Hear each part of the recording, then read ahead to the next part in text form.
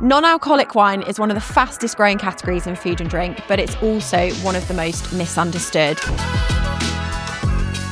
And today we have got our lovely clients here from Vino Zero. So welcome Fiona, welcome Alex. It's so good to have you on Fuelling Foodies, episode 18.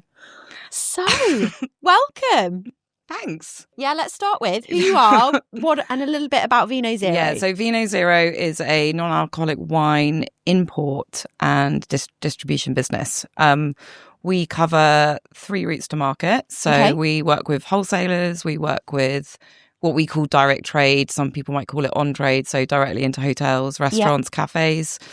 And then we also have an e-com side of the business, which is how we know you guys, I guess, as well. So obviously we've got some of the products here. So some of the guys that are listening to us will have seen your products before, might have seen you online.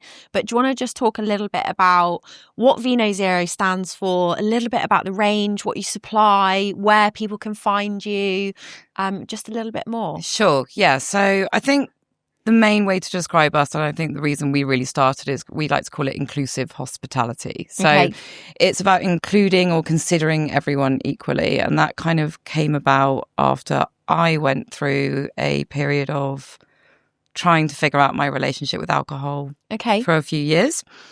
And during that time, the main thing that me and Alex did together before I kind of started trying to figure out my relationship with alcohol was we'd go out and eat and drink together. So we go to restaurants, we go to bars, and Alex will talk to his own story in terms of his love for wine. But, you know, enjoying a good glass of wine was absolutely part of the thing that we love to do together and the thing I love to do with my friends. And when I started trying to figure out what my relationship with alcohol looked like, choosing not to drink was very clear to me when I went to restaurants, hotels, whatever it might be, that actually choosing not to drink meant that actually I would be less than in some way. Yeah. So I'd sit around a table, I'd be offered a glass of water, I'd be offered an elderflower sparkle, which, you know, whatever, it's great. But if you're spending 40, 50, 60 pounds a head and everyone else is enjoying a beautiful wine pairing and I'm being offered a glass of water, then that doesn't really feel like you're kind of taking part. So this whole idea of inclusivity and feeling like you're part of the experience became really quite important to me when I was kind of trying to figure out that relationship with alcohol. So I was like, just because I'm not drinking alcohol doesn't mean that I don't get to have the same experience that everyone else does. So, and I'm going to let Alex speak to his own part as to why. And we need to do a proper intro to where Alex is in a minute as well, because he is not here with us in the studio, but keep going. Yeah, so when I kind of explained to Alex that I was like, well, actually, now I'm not drinking and now I'm not enjoying alcohol or not choosing not to drink alcohol, actually going out to eat and drink doesn't feel as fun anymore and I feel a little bit excluded. And I started, I guess, kind of isolating myself a bit more. And then cue Alex, who was also going through his own, I guess, process with wine, and that he was retraining. And I'm going to let you describe your own story, actually, Alex. So, Alex, welcome to Fuelling Foodies. Tell everybody where you are in the world as well, because you are not in grey England where it's raining and it's cold and it's horrible.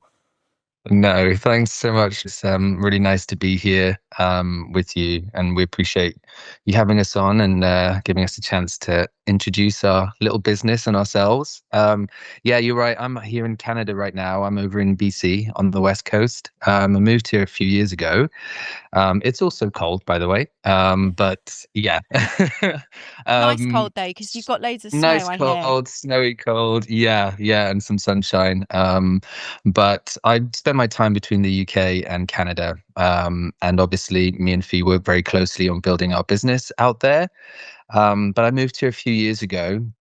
And when I did, like Fee said, we've always loved food and wine. And moving here, where I live in Canada, is kind of the wine region of the country. A little bit of a Napa Valley type vibe here in Canada. We've got lots of lovely vineyards. And wineries around, and so it was a chance for me to change up my life in lots of ways and dive into the world of wine. So started working at different vineyards, wineries, hotels, restaurants, getting into hospitality and training to be a sommelier, and do my formal education, and really understanding and appreciating and loving wine and hospitality in a whole new way. And so when Fee decided to begin and embark on a sober journey, it kind of coincided with me really diving into wine and hospitality. And so through her experience, and also, my parents and my partner and lots of people that I love most in life, alcohol wasn't really working for them, or they didn't really see it as a part of their life. And so through the experience of lots of close people to me, especially Fiona, I could see that the wine industry and hospitality was kind of falling short in lots of ways. And as Fiona talked about, inclusivity is what hospitality is all about for me and her and lots of other people. And so that's our understanding of true hospitality, is including everyone equally and considering everyone equally. And so I could see that there was this big gap in terms of trying to find a white wine or any wine for Fee to enjoy, and lots of others in the same boat. So it was back in kind of spring 2023, I think, that I really started diving into the world of de-alcoholized wine. Obviously, I was well versed at that point in the world of wine in general, but I was determined to see what was out there and find something for my best friend to enjoy. And that was the rabbit hole that I dived into.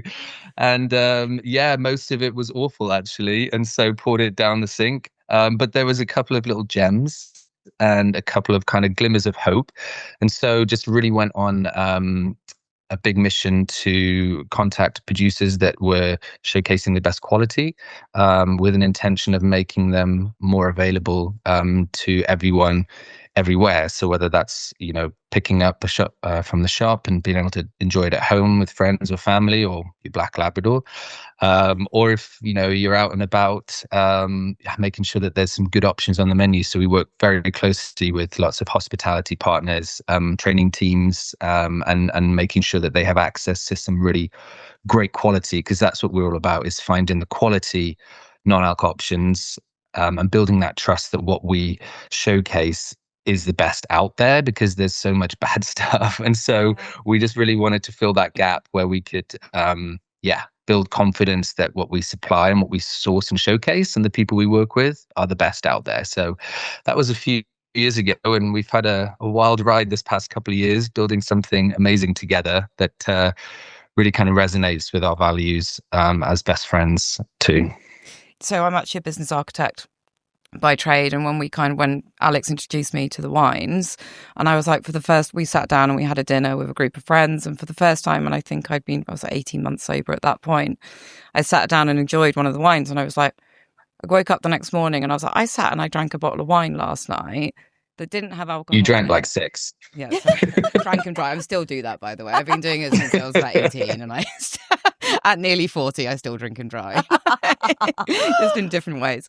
And I woke up the next morning and I said to Alex, I was like, do you know what, that wine, for the first time in that whole period that I've been trying to figure out how not to drink, I was like, I wasn't aware that I wasn't drinking alcohol. Yeah. And I suddenly felt very part of the experience, part of the group, part of, I wasn't just sat there going, oh, when's this going to be over? And my glass of water's nearly done. Yeah. And it was really like pivotal in terms of my sober journey, in inverted commas, in ultimately you can sit, you can enjoy hospitality, you can enjoy a dinner party, you can have a lovely evening without drinking alcohol. Yeah, which is really, it's a difficult thing, isn't it? Because there's that feeling, isn't there, when you are always the designated driver and you're sat there with your elderflower, and 9 times out of 10 between me and my husband, I'm always the designated driver. Yeah, and you just get so frustrated, don't you? Well, it's also not just, and you guys must know this as well, right? When you go to your networking events and your corporate stuff and you turn up and they're like, oh, you're not drinking, there's your elderflower sparkle. Yeah. And actually the difference of being offered a glass of sparkling non-alc that's really delicious and being able to walk around a room and people not going, oh, why aren't you drinking?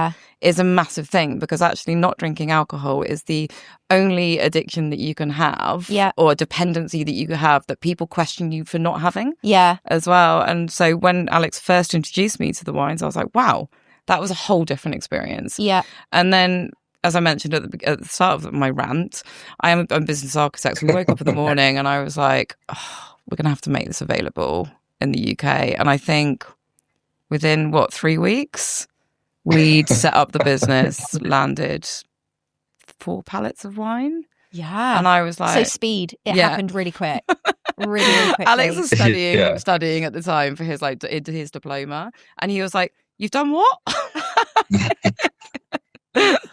So I guess that takes us into why is non-alcoholic wine exploding so much right now? Because I think especially in the UK, and Alex can't really talk about Canada so much, but especially in the UK, it's definitely really pivotal right now, and it's something that is becoming more and more talked about everywhere I go. There are more options, and I think I was saying to you before we started the podcast, I went into Marks and Spencer's at the weekend, and on their major aisle, which is normally, you know, the fantastic featured products to buy, it was this wonderful product, not obviously your product that's right in front of us, but it was a non-alcoholic option, which is fantastic. So why is the market exploding so much right now? Well, there's loads of facts and figures, right? You're going to go online and you're going to find a load of data, and some of it will be real and some of it won't be real. But in general, we experience around 30% of consumers are looking for good non-alcoholic options when they walk into a bar, walk into a restaurant, when they're shopping online. That's massive. Yeah. And so ultimately the alcohol space is a declining space, and that's for a variety of reasons. I think wellness, and people are more considering their health and what that means for them. And I think gone are the days of when we were at university where you turn up and you binge drink like 700 drinks and blackout. Like that isn't so with your WKDs or whatever it used to be. Straw Peter, your reefs. Yeah. Like that's not a thing anymore. And I don't think that the generation below us are actually looking at doing that anymore. No. But also I know for myself, like I want to get a good night's sleep. I work really hard. I don't want a hangover in the morning. Yeah. I train really hard. I want to feel good when I'm at the gym. Like all those things are really important to me. And I think that space where previously people just felt like, oh, I might just get a glass of wine. They're going, actually now there's some really fantastic options that I can choose that don't necessarily have alcohol within it as well. So is now a good time to talk about what Vino Zero in terms of products? What can we get from you guys? Yeah. So I'm going to let Alex do this because he is the master of our beautiful portfolio.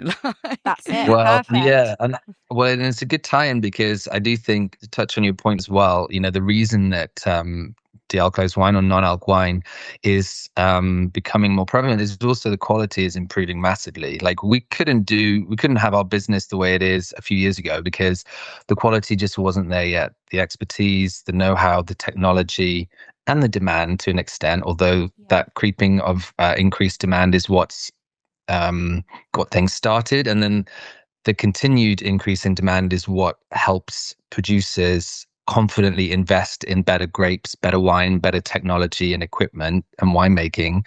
And so what we're seeing is this really nice reinforcing dynamic between producers and the market where the quality is improving all the time, demand is improving, and both of those things help each other out.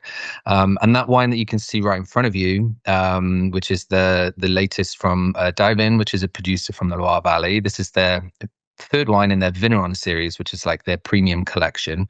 And this one is a sparkling Chenin Blanc de Blanc. And I like to talk about this wine as a wine, which I know sounds a little bit weird, but like this is one of the, few wines in this exciting, innovative category we have in de-alcoholized wines, where I don't even necessarily need to think about it in that way that, oh, it's one that doesn't have alcohol, so I have to think about it specially in that way. This is just a delicious wine. Like if I was handed this at a party or at a tasting event, no one told me what it was, I would just really enjoy it for the taste, complexity, balance, and flavor. I'd be looking for another glass, regardless of whether it was alcohol or not. So this is a perfect example of how this is just a great wine. Whether you drink alcohol or not, it is kind of irrelevant. It's delicious. It's beautiful. And as you can tell, I'm going to be drinking a lot when I'm back in the UK next week. But what's really exciting is this is one example of how producers are really upping their game in terms of quality. We are obviously positioning ourselves and working with producers that represent the very best in the field. So we have wines in our portfolio and on our trade sheet that represent very much the true characteristics of what that wine is supposed to be. So our Chardonnays absolutely taste like Chardonnay. You wouldn't mistake it when you gave it a smell, or once you hit your palate, you would know that that's a beautiful Chardonnay. Same for the Sauvignon Blancs, the Pinot Noirs, the Merlot Tenats that we have, some of these amazing wines we're bringing in the next couple of weeks as well, that see extensive oak barrel aging, lots of layers of complexity and depth. And there's so much going on that you just don't even really think about the fact there's not alcohol there. You're just enjoying it for what it is, which is really exciting for us, and what I think is the whole point of what we're trying to do.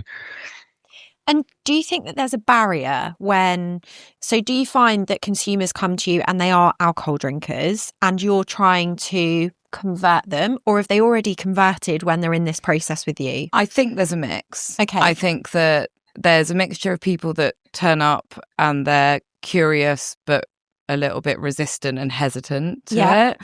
I think that there are people that are already converted and have already tried 75 of different non-alc wines, and they're just looking for their new favourite. Yeah. And then there are those that are just like, well, it doesn't taste like wine. But I think that last category is very much like, that's a dwindling space, because to Alex's point, the quality now is actually really, really excellent. And we get consistent feedback about all the time of being like, wow, I'm really surprised. That was really good. And I think exactly, Alex, like you're saying, if you go back, even like 5 years, if you go back to like non-alcoholic wine, it was just the quality was never there, was it? And it was awful. Well, I think it went out the gate a little bit too fast. Yeah. And they hadn't established the quality, they hadn't established the complexity and taste. I think that you had a whole group of consumers that tasted it, and then went, oh, that's not nice, and then didn't go back to it again. Yeah. And I think that there's been such significant investment and time and energy gone into some really big producers all the way through Europe.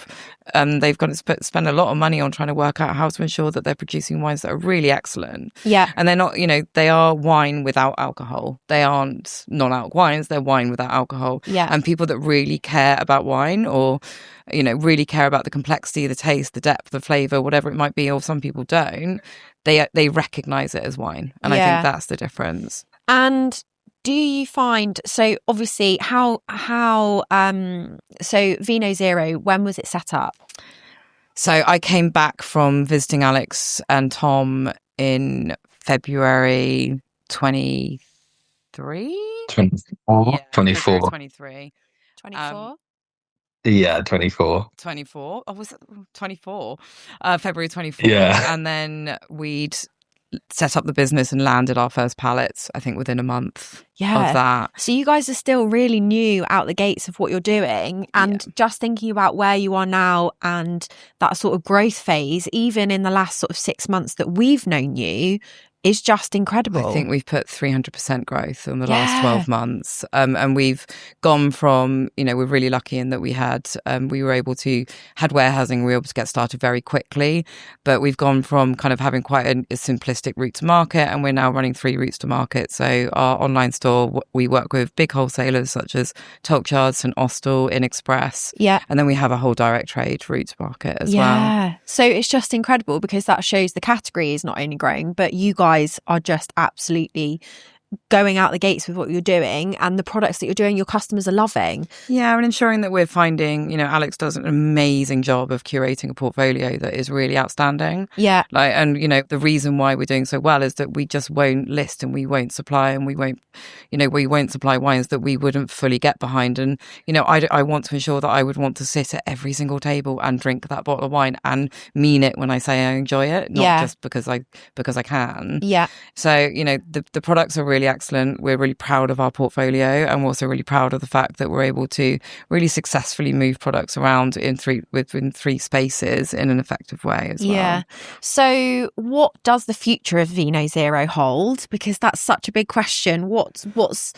Have we got anything exciting to look forward to? Obviously, we work with you behind the scenes, so I'm not going to say anything. But, what's on the horizon for Vino Zero? Because I think it's such an exciting future that you've got ahead of you with what you've built. Yeah, so I think there's a lot of more of the same, right? We're building our wholesale market. And, our key thing is that we want to ensure that we're getting as many wines and drinks in front of other people. Yeah. We're developing our portfolio to be beyond wine. But again, it's very important to us that we still really get behind those drinks. We've just introduced a brand called Franca, who are just the most amazing brother and sister from Sweden, and they've produced these like small format batch Nordic spritz, which is just so excellent. It looks amazing as well, and I've never tried them, but it's making me want to try them. Yeah, so more, and then lots of big events that are coming up this year. We're hoping to partner with some of the similar people that we did last year alongside Silverstone and the Pop-Up Hotel. We've also... Right, so let's not brush past that. Where did you go last year and who did you partner with? Because that was pretty cool. The Pop-Up Hotel, and we were the non-alc partners for them alongside Silverstone and which is Glastonbury. amazing. Yeah. It was fun. It looked really fun. I saw the pictures and you both looked so cool. Yeah, it was a lot of work, but it was a lot of fun, and it was important to us. It was, lots of work. We had a great time.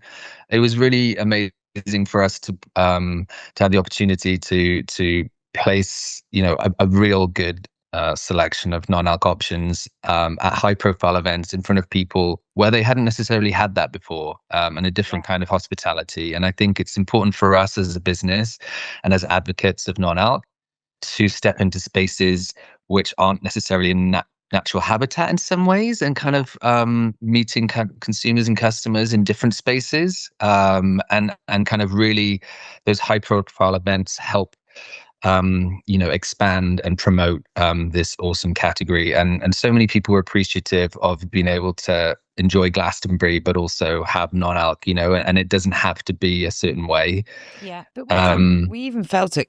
We even felt at Glastonbury, like the whole wellness and recovery piece was suddenly becoming more of a really more important to people. So there was a whole space of people that were doing like the NAD injections and the IV drips, and they had the saunas and the ice baths, like that whole waking up in the morning and recovering and feeling good about yourself before maybe going out into the festival and doing whatever you wanted. So that piece about balance is like really important to people as well. Yeah. So are you going to be at Glastonbury again this year? Well, Glastonbury's not on this year. It's a fallow year. You can tell I'm not a diehard Glastonbury fan, can't you? That's it. I'm not cool enough for Glastonbury. But we would be. Yeah, we would be. Yeah. So we hope to work alongside Pop-Up Hotel again this year. Nice. Yeah. And we're excited, for our day to day. I mean, we've got big plans, and we want to expand well beyond the Southwest, which is our home region. But like next week, we're doing a really fun, intimate, small wine and cheese tasting event with an independent retailer that we've worked with for several years, and we love those direct customer events where we're supporting local and meeting people directly and pouring the wine and that really intimate connection. We love that. So we'll continue to always do that kind of thing to much bigger events. He's going to be in Birmingham later this month supporting the Sober School, and we're going to be doing Silverstone and maybe some of the like big horse racing events this year, and just some of the bigger picture hospitality events in the UK will be involved in, absolutely. But for us, it's a full spectrum. We love small, medium and large events, anything we can do, because non-alc is needed and wanted in so many spaces, and so it's really cool to be involved and kind of jump into lots of different styles of events throughout the year. And that's where you get that feedback as well of them saying like, oh my goodness, this is amazing, or this is my favorite over this product, or whatever it might be. It's that real time, real people feedback right in front of you, which you can't ever beat. No, you can't. And it's also really like fantastic to see that you get that whole piece about non-alc suddenly becoming not a less than and a like afterthought. It's like very much part of the bigger picture. It's part of the main stage. It's like people are looking for really fantastic options. Yeah. And if you give the consumer now a substandard option, they're going to go, that's not good enough. Yeah. We want something better. We know there's something better out there. Yeah. As well. So in terms of obviously learning fast, because it's such a fast moving category, do you find as though, or do you feel as though you have to move really quickly with it? And the products, Alex, so when we're talking about what products, you want to add to the portfolio or whatever that might mean, do you have to move really fast in this space? Like, I think, everyone has plans, right? And then you have to be able to react to those plans and change them as quickly as possible. Me and Alex are on the phone to each other 4 or 5 hours a day, every day. Alex will turn up at the World Alcohol Free Awards and judge this year. There'll be products there that he'll go, actually, and that's how Franco ended up in our portfolio. We judged it, he looked at it and he said, actually, we need that in our portfolio. Yeah. We then have to reassign budget and go, actually, we need to look at something else at this point. So we are consistently working out what's going to be the best place to be. And actually, are there better events we need to be turning up at? Is there a better place we need to put our marketing budget? We need to put more budget into our inventory, because actually it's a whole new product that Alex has tasted and he knows that in 6 months' time it's going to be huge. So yeah, absolutely. Yeah. And in terms of that direct to consumer, so that sort of e-com space and that direct trade, for you guys in terms of focuses, is it that the online space is the smallest or the biggest, or I think it's about 30% of our revenue at the moment, which is actually about industry, or just probably slightly above industry standard. Now what's really interesting, yeah, and it's doing really well. Down to you guys as well, right? But I think what's really interesting for us, and me and Alex have the conversation actually quite regularly, in that we want to test a product, and we want to go, oh, it's maybe a really high premium wine that would be harder to get into an on-trade, but you test it online, you can see if there's a demand from the consumer, and you can see if you're purchasing it. So we know, for instance, on our online shop that almost none of our classic or kind of mid to low range wines are selling as well as our premium options. All of our premium options are picked on for almost every single order at this point. So we're able to test products now we've kind of built up that database, built up that route to market, that we're able to go, well, actually that product's not working for us. So why would we try and push that into trade as well? Yeah. Interesting, isn't it? And I suppose because it's online as well, you can test faster, and pull things and put things online at speed. And because it's a category that, especially in the on trade and the wholesale space, they're a little bit more cautious. Like, why would they invest in it, right? Why would they get it on the menu? Why would they spend the time to list it and get it all into their systems, get it on their menus, train all their staff on it, if at the end of the day it's just not going to sell? So if we're able to look to our online store and go, well, hey, hang on a minute, this is one of our best sellers, then it gives them a little bit more evidence as to why they might get behind it as well. So a little sort of side question around, is there ever difficulty working in different countries with different time zones? Like, I don't know how you do it, you two. It's amazing. Oh, we're on the phone. Well, So it's a good point to say. Alex is starting his day and we're like not far off finishing our day. So he's nice and fresh and we're... Well, I was actually speaking to Alex's husband while I was over there a couple of weeks ago, and he was like, you spend more time talking to Alex than I do.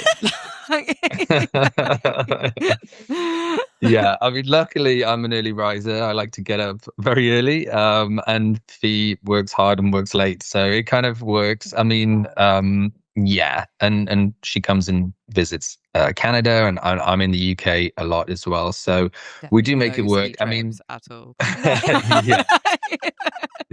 think Fee's amazing at competently taking care of the day-to-day, running a business, the logistics behind the scenes, and this is what she does for her bread and butter. So the business in terms of day-to-day is in very safe hands out there in the UK. And then I'm obviously supporting in various ways that I can, which isn't always in a immediately day-to-day available capacity. But between us, we're actually kind of on 24-hour coverage. So if there's a customer shopping at 1 a.m. for some reason, some people like late night shopping and they've got a question, they ping it to the website. I'll be able to answer to them on time. Right there, isn't it? Yeah. So, but we do have to schedule quite often, for me, like a 5 a.m. Saturday morning start, and we've got to work through the day, and it's these afternoon Saturday. We do sometimes have to, just sacrifice time to build a business at this stage. And so it won't get built without that. So we're just willing to do what it takes and work as hard as we can on whatever time of day that means, or day of the week that means, to continue to do this, which we love to do. So we make it work. It's 20-year friendship as well before we went into business helps. Together. We're able to be honest with each other. We're also able to look at each other and go, I'm so tired, but it's okay, we can get through it together. Like those things are really helpful as well. So I'm just I think we're at the point where I've got the biggest question that I'm going to ask you guys. Do we think that non-alcoholic is going to outperform traditional alcohol in 2026, or do we think we're still a little bit too early? I think we're too early for that. What are we predicting? I think traditional alcohol will always have a space. I don't think we can ever get away with that. But I do think it will take some more of the market share this year. And what do we think we'll end the year on? this is predictions right here, then I'm going to hold you. No, I'm not. Alex, I'm going to make you put your name on the line here. Yeah. Well, first and foremost, I still drink great wine as a sommelier. Like, my true love is just great crafted wine without alcohol, quite often with. And so I think there's always going to be space in the market for loads of different styles of wine, and non-alc is just one style of wine, one category of wine. And so, no, I don't think it will like overtake. I mean, it does outperform traditional wine in terms of growth right now anyway. So if we're looking at some metrics, yeah, absolutely. Non-alc is cruising past traditional wine, which most styles of traditional wine are seeing steady decline or static growth.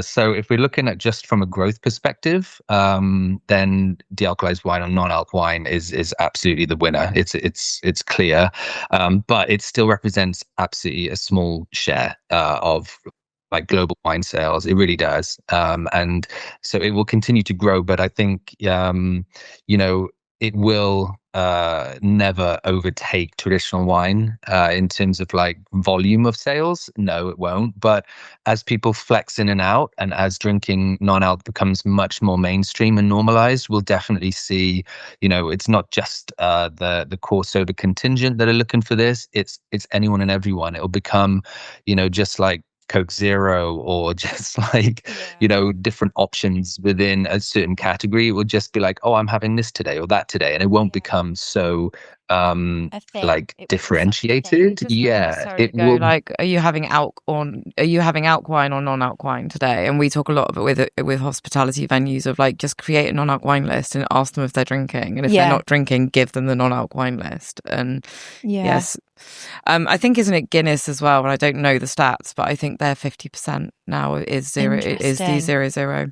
And like you say, when you see those generations coming up, I'm a millennial, so if I go back to the WKD days of life and growing up, it's so different to now. Don't go back there. No, they don't. They don't drink at university the way we drank. Hold on, I was never a WKG drinker, but I was a hardcore vodka fan at the time. Vodka Red Bull. Yeah, no, just pure. I liked vodka, lime, and soda. That was my drink when we were younger.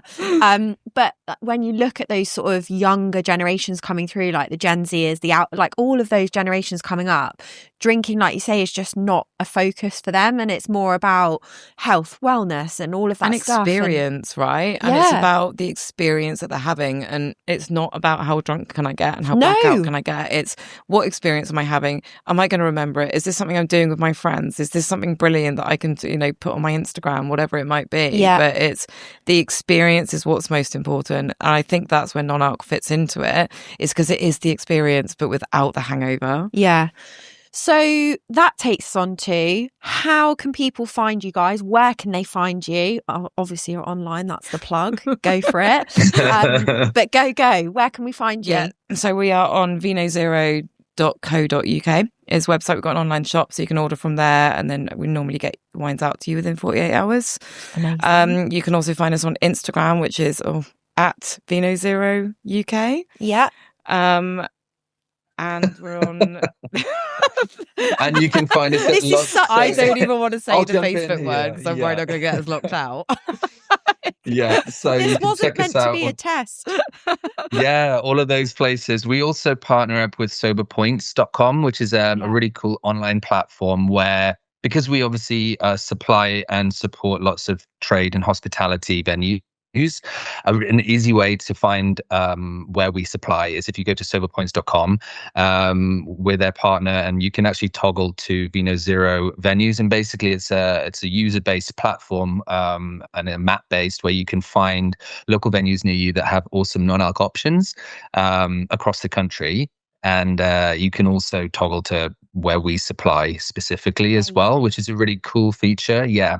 So aside from vinozero.co.uk or at Vino Zero UK Insta, you can always jump on soberpoints.com and check out which bars, restaurants, hotels, and those kinds of places. You can also sign up to our newsletter because we always share loads of, of course, because KW Marketing will love it if you do, as will we. It'll really help us stats But at the end of the month. and we also you can find us at events. We love to do events, as we talked about earlier. And so check out the newsletter or Instagram, and you can see different events that we're going to be participating in or co-hosting throughout the year. And they're always lots of fun because it's all about trying this stuff too, So in-person events is really, really fun. And that's the key, Alex, isn't it? It's getting the products in your hands, trying them, seeing which ones you like, which ones you don't like, because, even with normal wine, not everybody loves a red, a white and a rosé. So try it, see what you like. Get it, work out which one's what's your vibe, right? And just be curious around it. And I think don't assume that all the wines are going to be not very nice. They're all very good. Yeah.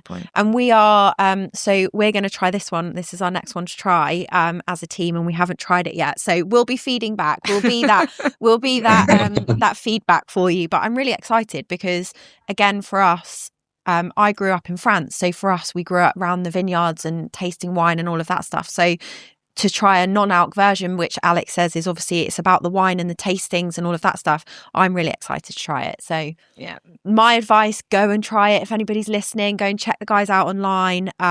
Lots of big things to come for you guys, I think, in 2026, which is really exciting to watch. So thank you for joining us. Really, really thank you for joining us, because it means a lot that you've come on. I know a lot of our listeners will be in exactly the same spot as you, either whether it's in a brand new category, whether it's in a growing category. Again, there's just always those navigations and challenges that when you're in that sort of online trade and e-com space as well. So thank you, Alex. 7 a.m. in Canada. Yeah, you're very welcome. Thank you so much. And thanks for being a part of our journey. It's been really a pleasure to kind of get to know each other in a professional and personal capacity. And you guys have been a big piece of our success this last few months. So we really appreciate it.